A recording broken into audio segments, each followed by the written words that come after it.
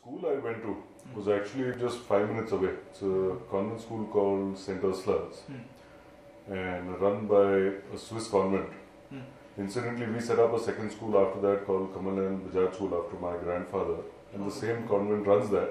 But we didn't go to it because we were already older. Right. But my kids go to that school now. Okay.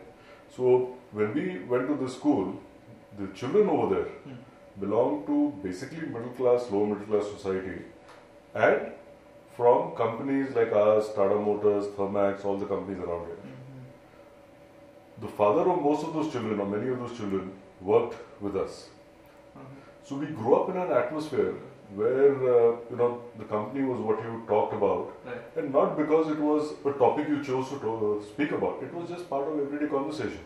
So you never spoke about it thinking that, oh, I want to do something tomorrow. Because we were kids, right? You were right up to 10th standard, you're young. But it was ingrained. Now my parents never forced me to get into the auto business, which was the business at that time, or to get into any particular field. So it was left completely on us. So there was no pressure there. The only thing my father used to say, and actually still continues to say, he says, whatever you do, make sure you give it your best. And whether that was sport, whether that was studying, and anything else in life. And that has been something that has been with me from then.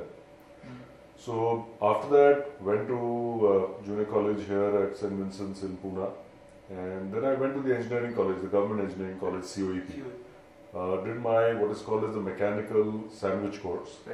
And the sandwich course included 6 months of training in the third year and fourth year with a company. So I did that in Tata Motors. And that was my first real life experience of actually working on the shop floor. Because in Bajaj Auto in the summer, I used to get involved, but I had a liking for technology, for computers. So I used to spend time on the computers. At that time we even had those punch card machines.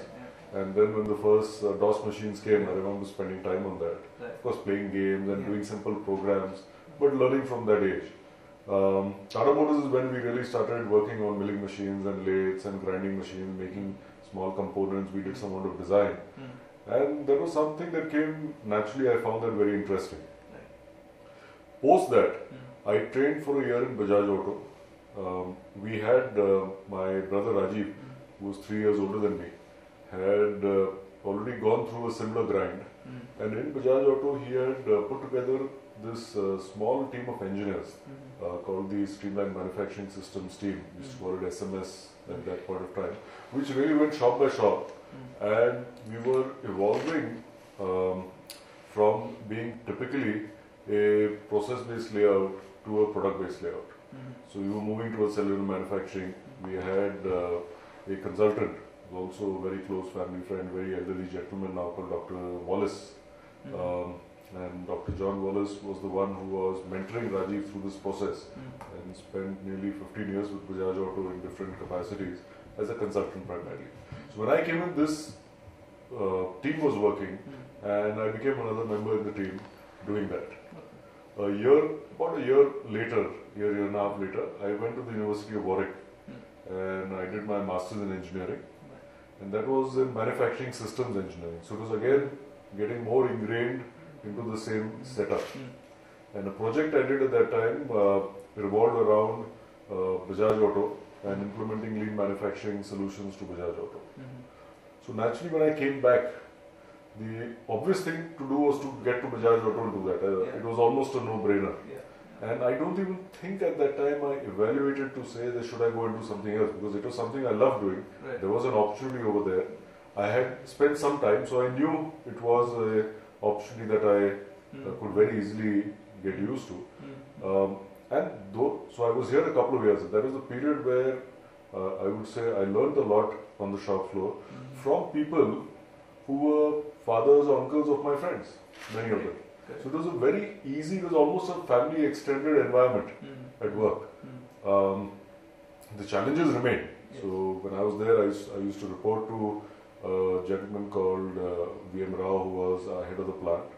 Very nice guy. So in his office, he had his big table. He used to sit there. I had a little table next to that in the corner, and I used to sit over there. And we used to do meetings together. I used to listen into what he was saying. And a lot of people, a lot of suppliers and all earlier on who didn't know me and other partners when they came in, they used to see this guy sitting over there. Of course, I was tall and maybe I looked, people say I look a little bit like my father. So they used to wonder, they had a suspicion. So they would never ask in the meeting room. But they used to go outside and say, who's this guy? And then over a period of time, of course, they got used to it. So that was a period where it was all about hardcore manufacturing. After doing that for a couple of years, I realized that an opportunity that was missing was really on the finance side. So there was a whole field relating to engineering manufacturing which I was very comfortable with. But the world was much more than that. So the other side of management was finance, marketing. And to get an exposure to that in a short period of time, I decided to go and do an MBA. So I went to the Harvard Business School. And the 2 years using the case method of studying clearly was a period that made you think. We did 600 cases in 2 years. And as we know, most of those cases don't have a real or a right or a wrong answer. But what they do is they make you think, they make you evaluate options. And they make you then justify amongst 90 other very smart students why your option is the right option. So in terms of speaking in a group, in terms of thinking through issues, in multiple angles, and sometimes you miss an angle and somebody else brings it up and you look foolish over there. So how do you even get back? Or sometimes you just say that, yes, I didn't think about that. So what it does is that it compresses your real life into what could have been a 10-year period to pick up many of those things in 2 years' time. You also get access to fantastic faculty, great speakers, so it opens up your mind. And you build a fantastic relationship with tens of people, if not hundreds of students and faculty, which remains with you for life. So you build a very solid network. Coming back from there, I actually, when I was at Harvard, and probably not too many people know that, is I actually went for a couple of interviews. Yeah, with a venture capital fund, with some consulting companies, typical American ones. Because I was having a great time. I was just married, so 2 years had gone by too fast.